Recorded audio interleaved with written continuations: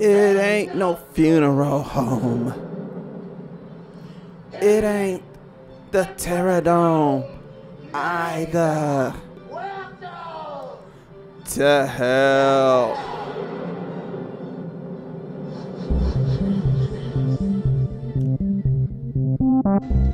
I know that's crazy on the mic.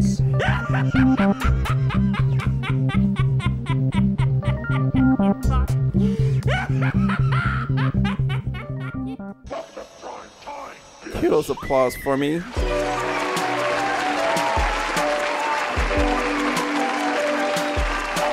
What up, guys? This is Walterdoom back for another episode of Let's Talk About Horror, the horror podcast where I talk about any and everything related to the genre. And we're just gonna jump right quick to the news real quick, man. So before we get into the news, I was a guest star on another podcast called The Night Live. That was by my homie Jay Gucci, aka Jacob, and you guys should definitely check it out. We recorded this past weekend, and it was just released this past Thursday.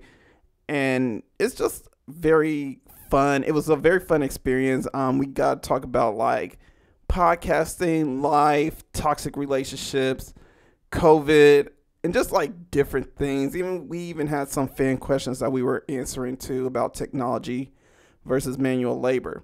But since we are now on the topic of the news and I just mentioned COVID, let's get on to our first report. So as you guys know, we are still in COVID pandemic mode. And as you guys know, I like to come on here talking about just a little bit of COVID and what's happening here in my state right now of California and just how crazy shit has gotten. So as you guys know, I left off talking about how like everything was opening up again, all the beaches, all the bars, all the clubs and shit. Well, I don't know if the clubs were opening up, but I'm pretty sure clubs were opening up too. But the bars and shit, restaurants were opening up again. And yeah, it just took less than like, I guess 2 weeks for us to fuck all that shit up. I gotta say. And we are back now once again being on lockdown. I would have to say lockdown is probably not as intense as it was the first time around because I think people just now got into being out again and just doing whatever.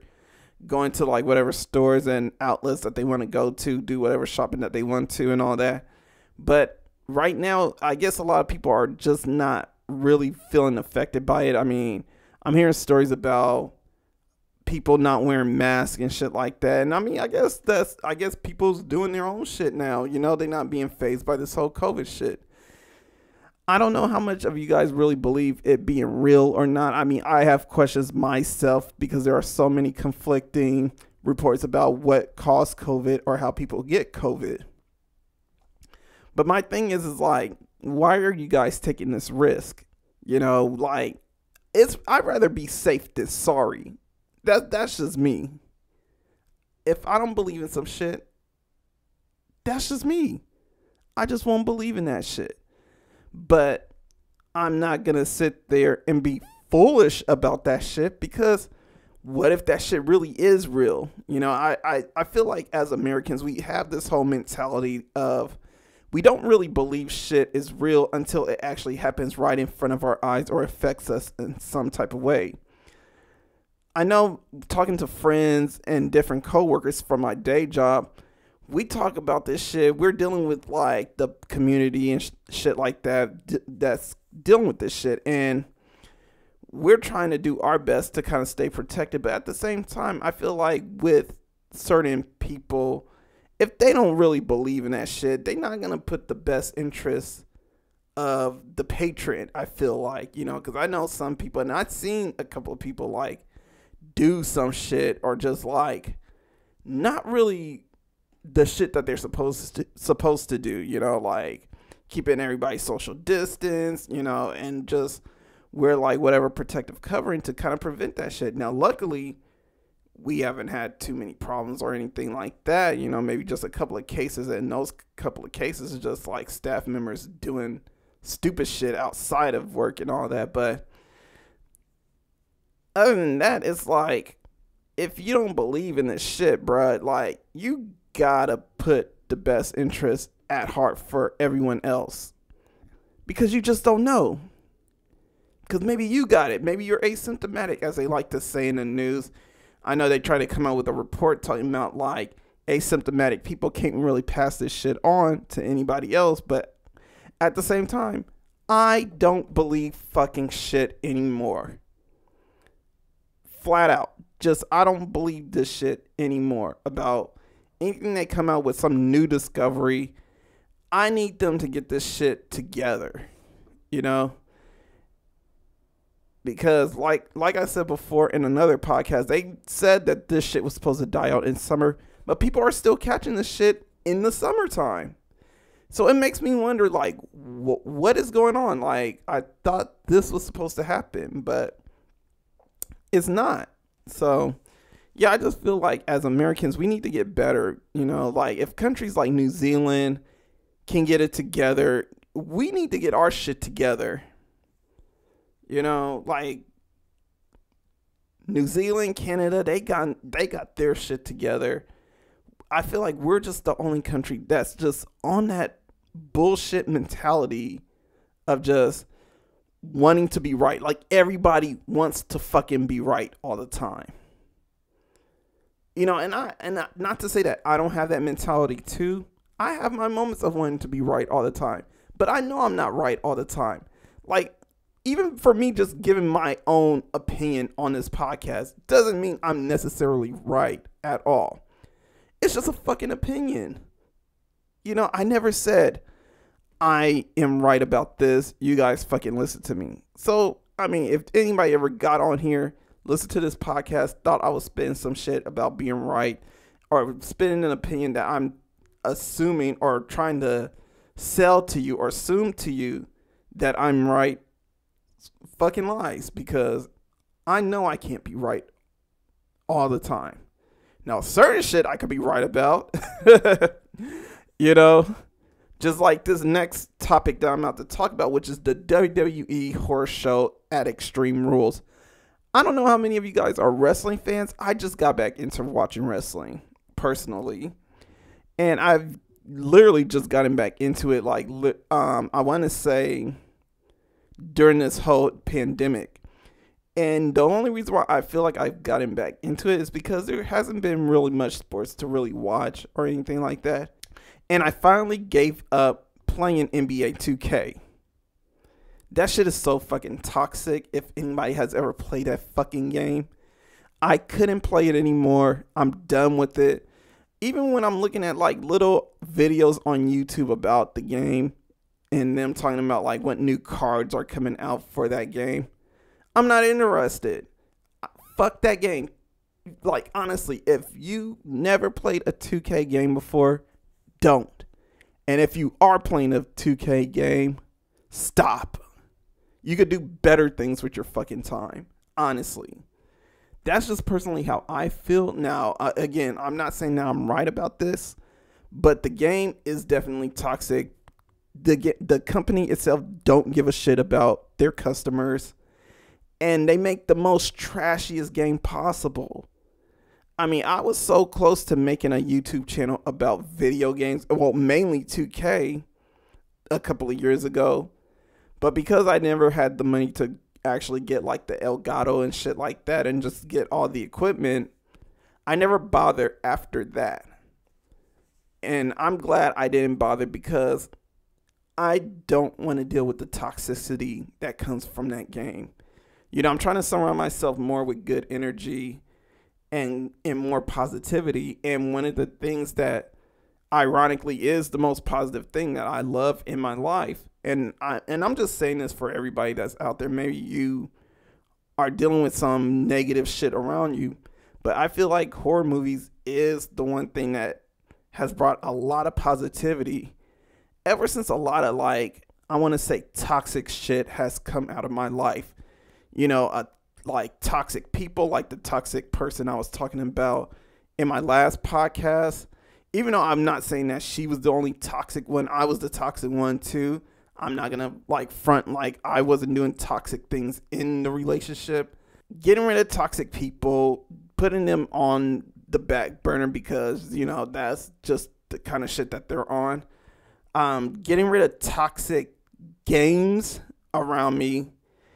game like or toxic activities that are kind of putting me into that mode of like more work or more hours being put on that shit than having fun. Because honestly, to me, I was forgetting the fact of playing video games means have fun. Have fun playing a video game, but while getting a challenge also. It should never be a moment where you're just like, well, fuck this game because it's glitching out. Fuck this game because this company just like did this whole weird glitch and this game is like mechanics is all off, because the game's mechanics is real off. Real off. I have a friend that really believes like this company makes like the best games possible. And he believes like the game itself, 2K20, is like not a bad game at all. But I'm sitting here thinking to myself like, well, how much do you actually really play? Because all I'm hearing from most people that play this game is how bad the mechanics are with this game. But they play it anyway because they like playing a simulation basketball game. And that's fine, you want to play that. But for me, I can't stand the fact of just having to deal with like so many off things about a game, and then you're taking losses for like shit that you just can't even control half the time. Or just like characters not doing what they're supposed to do in the game. But yeah, I moved away from all that and I traded playing video games for watching wrestling again. And wrestling has been, I feel like, a very good positive outlet again for me. I'm enjoying every minute of it. It kind of reminds me back when I was a kid in high school, when I used to watch wrestlers like The Rock and Stone Cold, Triple H, Booker T and all that. Because I watched a little bit of WCW also before I just heavily stayed watching WWE. I was really excited when like the crossovers started happening with like WCW, ECW, and WWE going against each other. And they were all kind of like having that storyline about like the whole corporate takeover. But we all know WWE was going to win. Like, how are you just going to change WWE? You know, how are you going to invade its show and then have WWE get changed into WCW or some shit like that? Doesn't make sense. But going back to what I was talking about, which was Extreme Rules, I didn't necessarily watch Extreme Rules. I did watch the highlights, and the highlights that I saw that were really good. The couple of things I got to say, there were some very good matches, like the Asuka versus Sasha Banks match. That was a really good match because you just really saw some really good wrestling happening and just a little good storyline that's been developing for a while. And I know right now, congratulations to Sasha Banks, you know. I gotta say, she's now the Raw Women's title, but I mean, that storyline itself was kind of odd itself, and I'm pretty sure there's gonna be another battle with them that they're building up to SummerSlam. Another good matchup was the Bayley versus Nikki Cross match, and I mean, I'm about to go off on a tangent. You know, I always gotta talk about the women, right? I love the women. That Bayley got a nice ass. I mean, not to be totally like a creep or anything like that, or to objectify her. No, I'm just trying to say the woman is sexy, bro. Like, I have never seen, well, I can't say I never seen a wrestler as sexy as her, but she has got to be right now probably the sexiest wrestler in the WWE right now, to me, in my opinion. Now, the prettiest I would say is Asuka. Asuka is fine. But Bayley is the sexiest. Just because of like that booty. It's just like real nice. I mean, that's just my thoughts and opinions about that. I just like the booty, man. I just want to like give it a nice little tap, but that match between her and Nikki Cross, that was also another exciting match. Bayley won that matchup, of course, which was definitely gonna be seen. I actually thought Nikki Cross was going to win that matchup just because Nikki has been taking a lot of L's, but I'm pretty sure in SummerSlam, Nikki is going to take the win. I mean, WWE is pretty predictable sometimes with their storylines. Another good matchup was the New Day versus Shinsuke Nakamura and Cesaro. And I gotta say, I do love the New Day. I do love me some Shinsuke Nakamura. I love his entrance music. That has got to be the most inspiring and poetic music ever.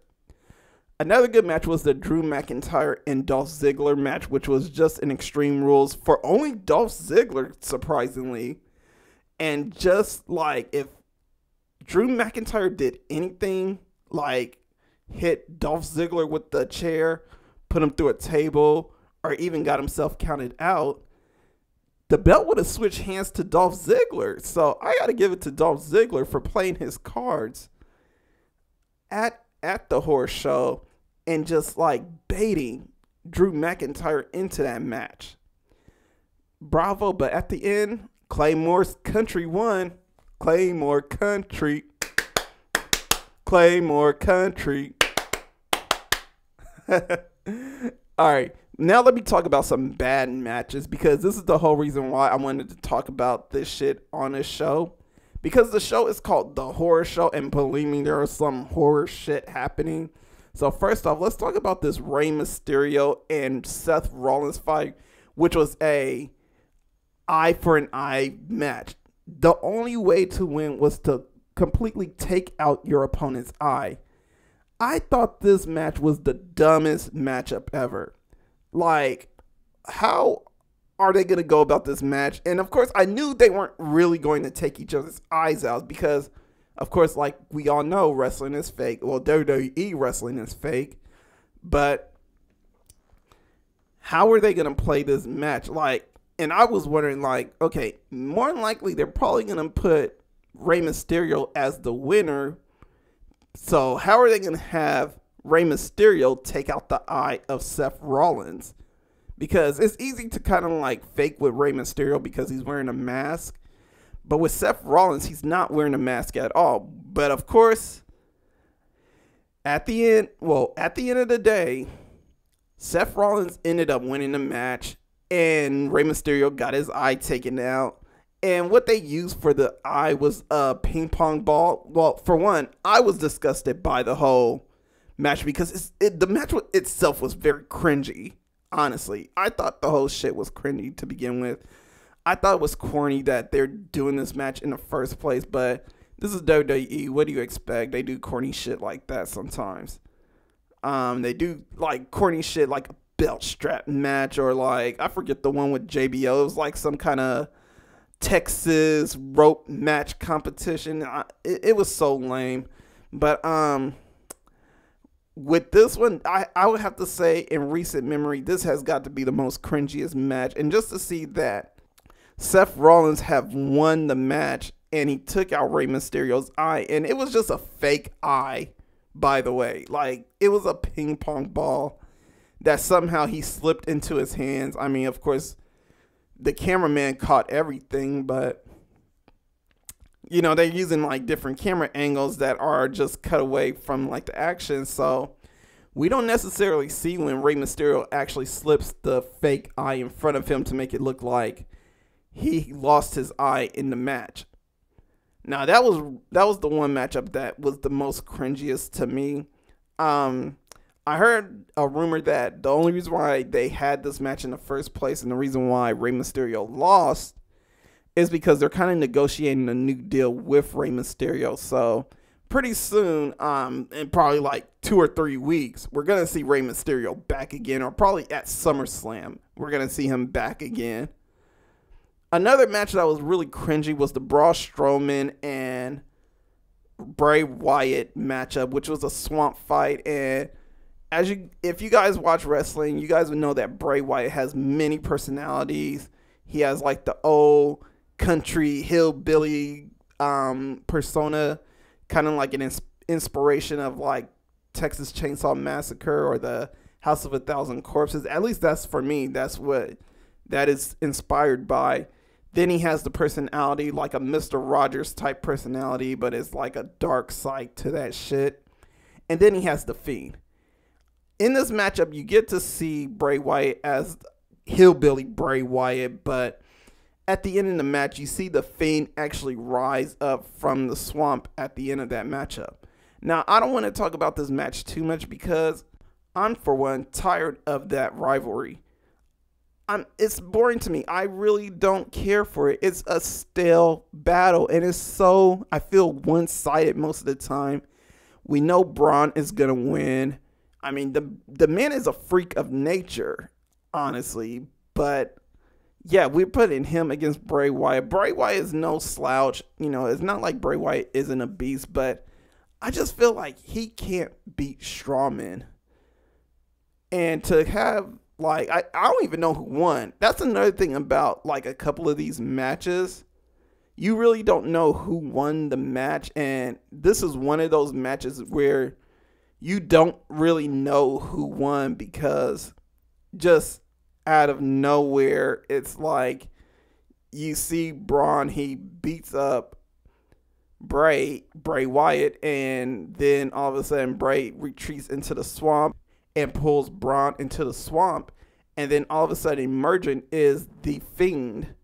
So yeah, that was a really bad matchup to me. Another thing that was bad about that was definitely that whole cinematic fight that they are now doing with a lot of their fights now for the pay-per-views, and I'm not a fan of the cinematic fights because I've come from the era where you see those main event matchups right before your eyes at a stadium, and you never really see them being played out like a movie or anything like that. But now they're kind of doing these cinematic fights where you get more camera angles and I guess a little bit more fantastical stories and shit like that. I mean, me personally, I really don't care for that shit. They could keep that shit to themselves. But moving on, we're going to talk about Train to Busan sequel, Peninsula. So right now, actually, when I looked it up, Peninsula has made about $20 million internationally. Why? Well, because a lot of movies in the international markets are kind of open right now. Because, they managed to curve down COVID more than we are curving it. So, right now, the movie has been pushed back for U.S. release. The U.S. release is now looking at an August 21st date, but I'm pretty sure that's going to change because I don't see anybody going to the theaters anytime soon. It's still being released in Canada on August 7th because they're doing a good job with curbing the disease and everything. Also, with Peninsula, it is still going to be released on Shudder in 2021. So, my thing right now, with COVID pushing everything back, that's not the only movie that's getting pushed back. Other movies are getting pushed back too. Antebellum just got pushed back. I haven't looked at the date yet to see when it got pushed back, but I know that got pushed back.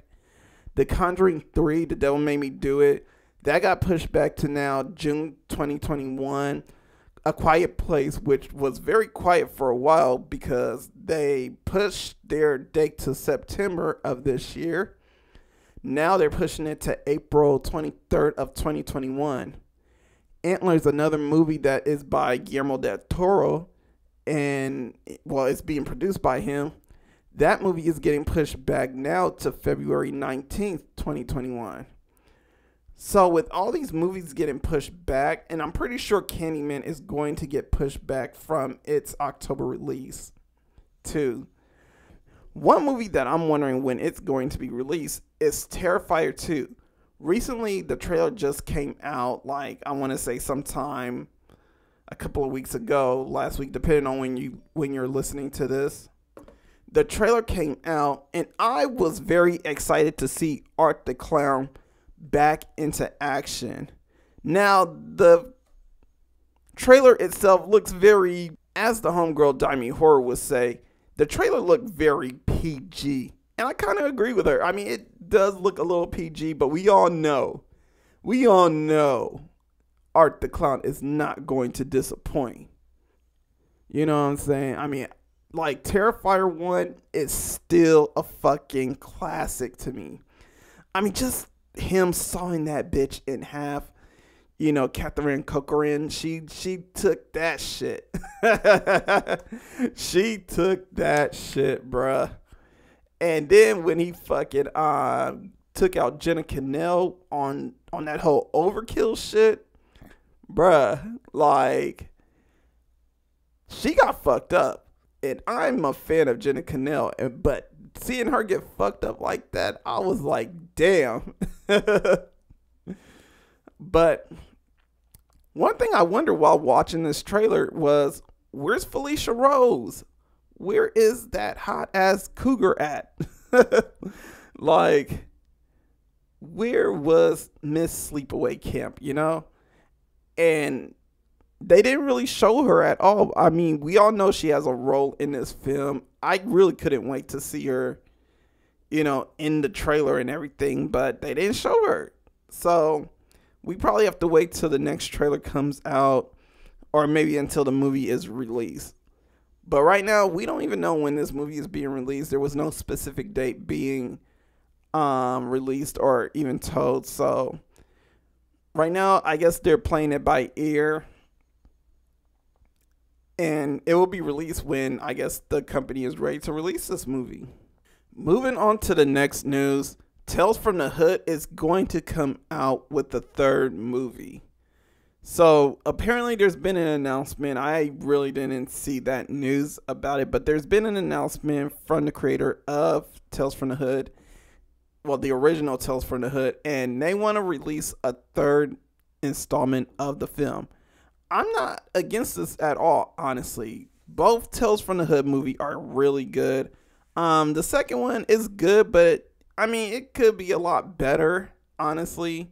But the first one, I've watched it recently because it's on Peacock, and it's definitely a movie you guys should check out if you never watched this movie before.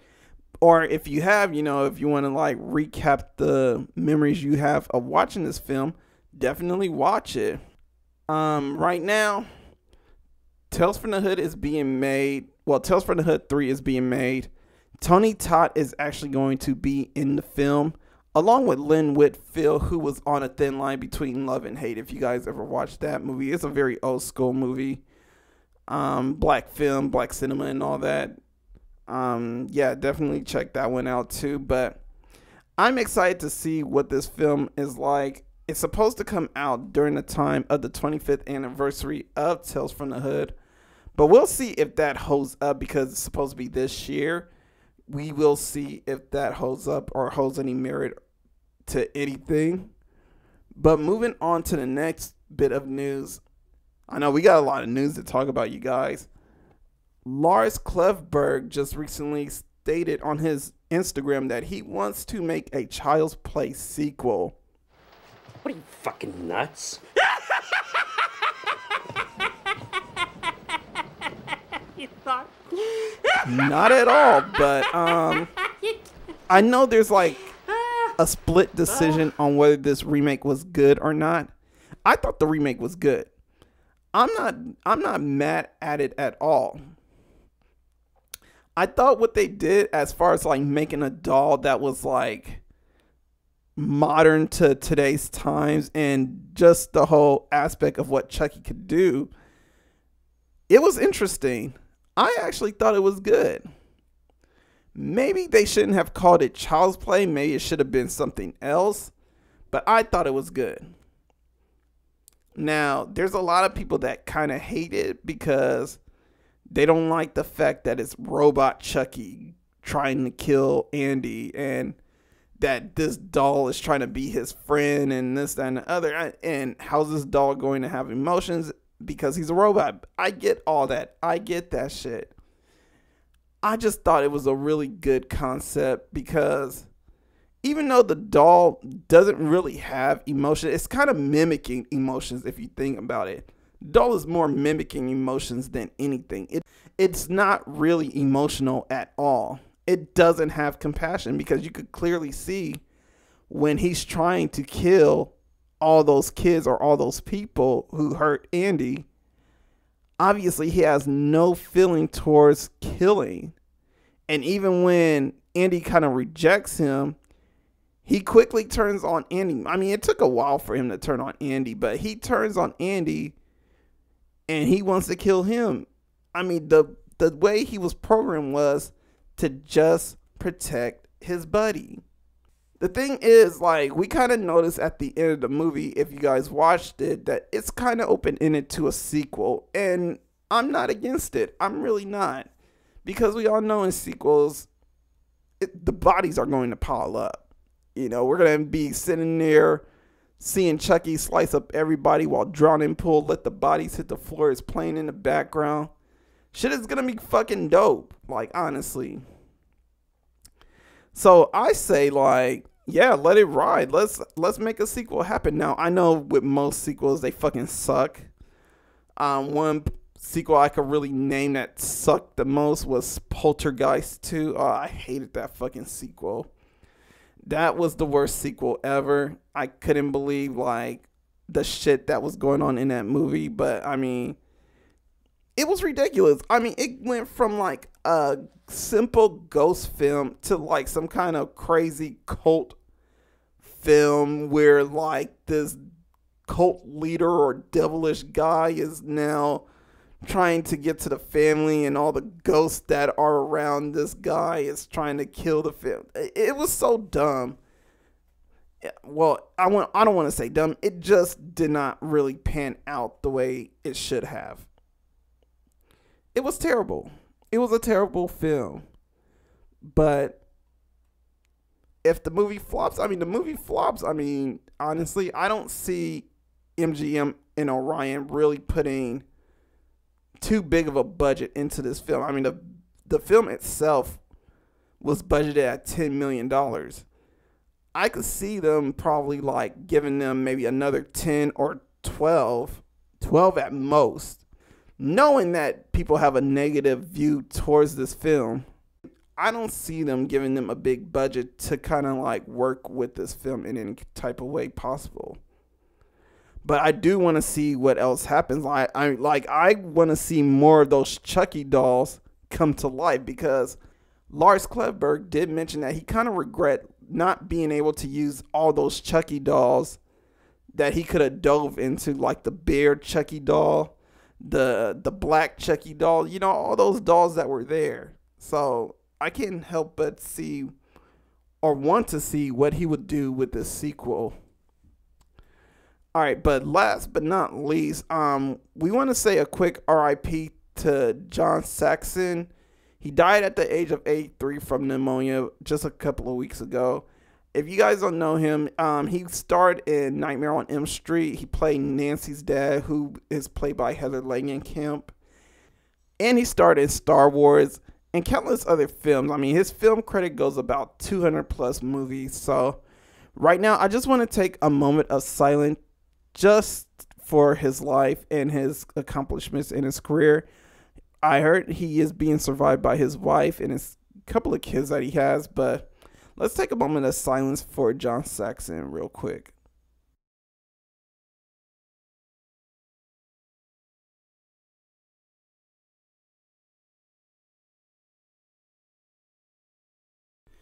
All right, guys, so right now I am going to take a break. When I come back, I am going to talk about the Into the Dark series new installment called Current Occupant.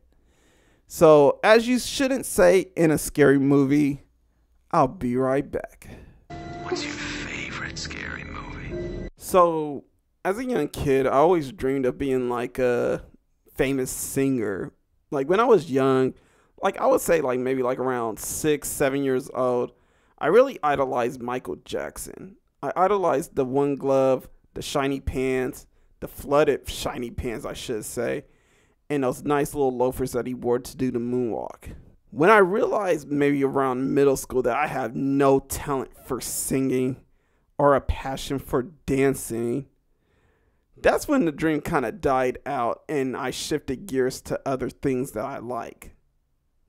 The only reason why I mention this is because in the new installment of the Blumhouse series of the Into the Dark series, which is now the Current Occupant, which was released in the month of July, we are following this character named Henry Cameron, who has no memory of who he is and what he's doing.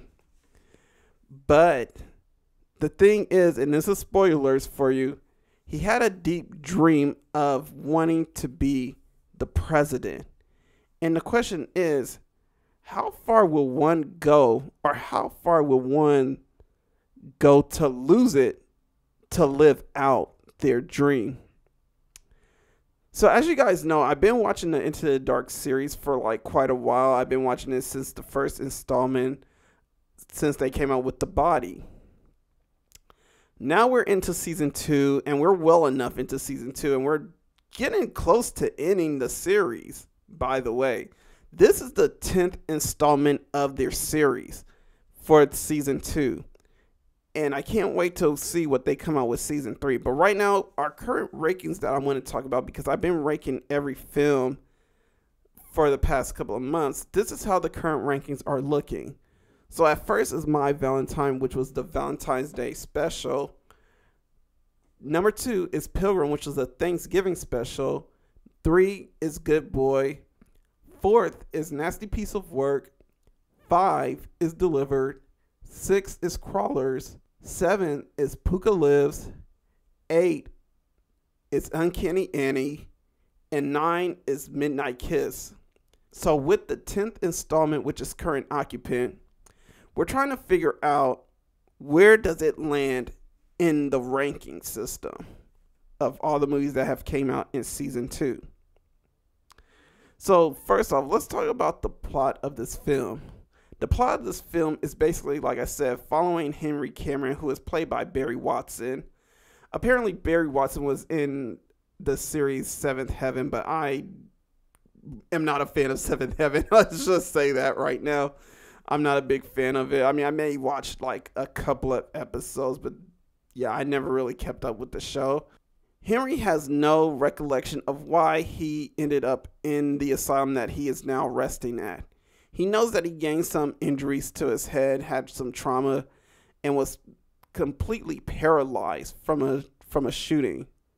By the way, which is one thing that is crazy impossible to survive, but I mean, sure, I'll go ahead and follow that. But he has no recollection of who he is until he is approached by Eliza, who is played by Kate Cobb, who tells him that he is the president of the United States. Not only that, he approached by this patient named Helen, who is played by Lily Birdsell, and she tells him that he is the president of the United States and that the asylum is trying to keep him from running his presidency. Before we really dive into this film, let's talk about some things that I really liked about this film. So, first off, this film, I want to say, has really good cinematography, like just a lot of effects being put together in this film. Like, everything feels like a dreamlike setting with Henry. Like, everything that you see between like the hallucinations, the thoughts in his head, the different like aspects of when he's in this whole rivalry with this doctor named Dr. Larson, or the orderly, who is played by Marvin Jones, who is part of the rap group Strong Arm Steady, but is now on the show Black Lightning. You get this whole dreamlike world whenever he is in this whole little fucking setup that is kind of reminiscent of A Clockwork Orange. But here's the thing about this movie. This movie has also a bit of Shutter Island influence in it also. If you guys ever watched Shutter Island, it stars Leonardo DiCaprio, and he plays this detective who is going on a wild goose chase to find a patient, but learns that he is the patient that he is searching for. Well, that is kind of like what's happening in this film, because this film has a lot of misdirection that it's trying to lead you into, and it really gets played off well by the actors who are acting in this film. The acting is really good, by the way. Well, I wouldn't say really good, but it is definitely better than most films that I've watched in the Into the Dark series. Because of the commitment of the actors, you do believe that Henry Cameron, who is a patient, is the president of the United States, and he ends up waking up in this asylum. And he does everything in his power with Helen to try and like gain his way back to the upstairs world so he could kind of take over for his presidency. Well, the thing is with this whole story, when you find out, is that none of the things that he believed in is real, and that you're just simply watching a man descend into the world of madness of his own thoughts. And it kind of makes you think like, well, how far does he really want to go into being the president of the United States? Is his dream so insatiable is that he has to satiate it with the thought of him actually being the president and believing in his own delusional mind that he is the president. As you also get other patients who are pretty much in the same delusions as him, as the film tries to point you in the direction that there is probably something not really right with Henry. You know, even though we're trying to side with Henry to see that he is actually the president of the United States, we're given little nuggets by him being surrounded by other patients who believe they are holier than thou and that they have a stronger purpose than what's actually being given to them. Between the savior of the world and the emperor of the galaxy, Henry is no more delusional than the rest of the orderlies that are in there imprisoned with him. And his Secretary of the State, Helen, who is also as delusional as the other patients, is pretty much feeding into that whole delusion that Henry is just so strongly clinging onto. And we only get to feel like fools. At least I felt like a fool believing that he probably really is the president until we actually see video footage by Dr. Larson, who shows a video of him hugging and talking to Eliza, who turns out to be his dead wife, who got killed in the assassination of the real president at his rally. And that Eliza, who was supposed to be a nurse in the facility, is no more just an imaginary figure of his own guilt and delusion. So those are a couple of things that I do like. Let's talk about some things that I do hate. There's not much about this film that I really do hate. I just hate the story because the story seemed very repetitive or just like not really interesting at all. I believe I read an article from, I can't remember where, but the writer of the film, or the director I should say, Julius Ramsey and Austin Ramsey, who are brothers. Well, they're director and writer. Well, one's directing, the other one is writing. They actually admit that they did not know what they were going to do for the 85 minutes that this film was going to run. And it actually feels like that because there's not much story that's really being developed. There's not much of anything that's being unfolded. It just seems like there's one story given to you that Henry is the president. Then you're just given like this whole runaround for the next hour or so of him trying to like elude his way out of the possession of the doctors and the orderlies and everything like that are slowly destroying the patients and just abusing them every way possible. So his way is just trying to get out of there.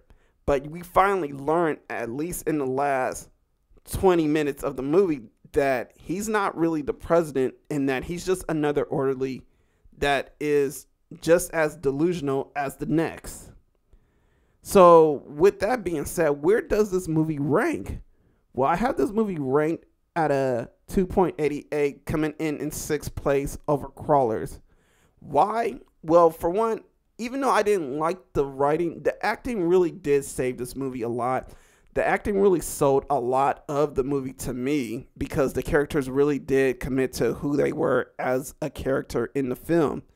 Dr. Larson coming off as a cold-blooded doctor who only just wants to see her patients get cured from whatever disease or mental disorder that's in their minds. Now, does she take like a most extreme measures of like electrocution and drugs? Yes, she does. And it definitely shows that she really does take like some very extreme measures. And the orderly who was at first friends with Henry but ends up being enemies with Henry because Henry rather live in his delusional world of thinking that he's the president more than just a guy who failed at trying to become president or anything in the political world. And it goes back to what I was saying before. How far do you want to go with trying to live out a dream that is never coming true? And it's sad to say that because this is a movie that's supposed to be an Independence Day movie. And the most thing that we want to remember about Independence Day is that we all are trying to live the American dream, that we all have dreams of being in America and living out our life and living it as securely with a good, comfortable life of money in a house. Well, sometimes not everybody's American dream do come true. And this is one movie that really sets the bar of that depressing thought that maybe sometimes, even though you have a dream, sometimes you just got to let it go and do other things. Henry did at one point tried to live out his dream as much as possible, but he stopped trying to go for it because he wanted to settle down with his wife, Eliza. But because his insatiable lust for this dream of becoming like some type of political figure was stronger than his settlement and steady and stable life that he was having, he decided that he wanted to quit his job and try and become a congressman as much as possible.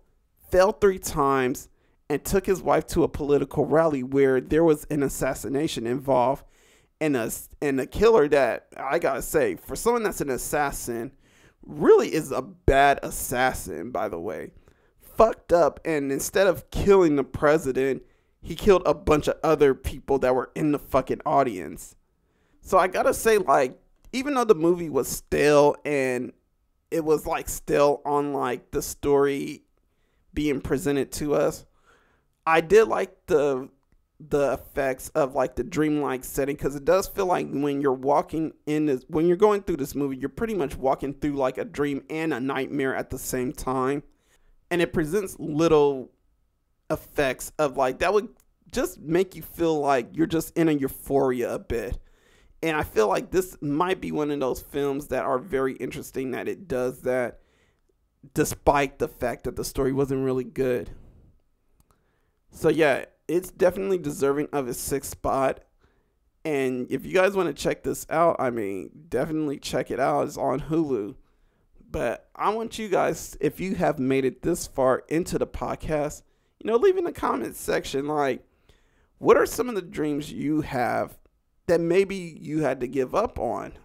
Maybe it was something that you were dreaming that you thought you were very good at, but when you found out you weren't really that good, you had to give it up. Like I mentioned, I thought I was going to be a singer. I mean, I love singing through the house still, but I'm never going to sing on stage in front of people. I don't even like singing in front of people at all. I like to keep that shit to myself. Because I know I can't sing. I got a terrible voice. I mean, you guys probably could barely stand my voice doing this podcast, but you guys love me because I am so entertaining. But yeah, I mean, I think I was just more meant to just sit here, talk about horror right now, because I really enjoy it. I really do have fun talking to you guys. For those that actually do listen and they listen throughout the whole hour and what have you, I really do love talking to you guys, and I enjoy it every minute, every time I get on the mic. Other than that, I'm about to take another break. When I come back, we are going to come to the outro. Wendy, stay away! Darling, light of my life. I'm not gonna hurt you.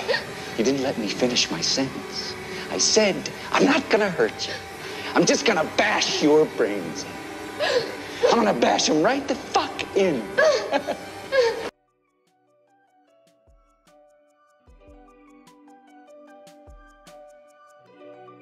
Alright, we are on the outro, you guys. So, as you guys know, I have a must-watch movie on Tubi for the week. And this week, I don't have one for you guys. That's my apologies on that one. I've been kind of flooded with, like, everything else in my normal life. I mean, it's been kind of a tiring couple of weeks. This is why you guys are just now getting an episode. But for next week, when I come back, I will have a movie for you.